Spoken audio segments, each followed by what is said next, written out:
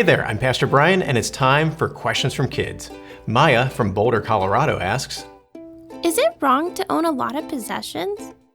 Maya, the short answer is no. It is not wrong to own a lot of possessions, but I think that answer needs a little bit more unpacking. So here's the reality. Nowhere in the Bible does it say that possessions are wrong.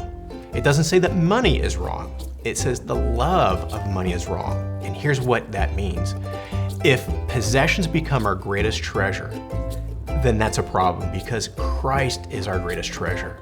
So there's nothing wrong with having lots of things unless that's what we're looking toward to give us joy and meaning and purpose in life.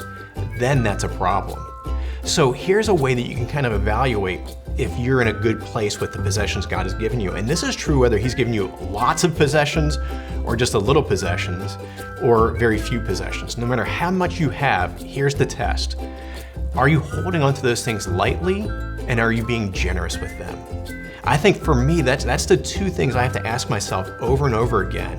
What would happen if God takes those possessions away from me? Would I be okay with that? And if I would not be okay, then that's a problem in my heart.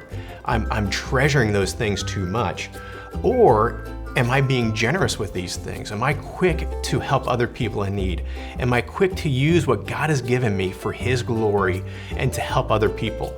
Really, that's why God has given us what He's given us. He's given us things so that we can enjoy them, yes, but also so that we can use them to point others to the one who's given us those things, that we can point them to God. So are you being generous with what God has given you, and are you holding lightly onto them? If you can answer both those questions yes, then there's nothing wrong with it. There's nothing at all wrong with God giving you lots of possessions.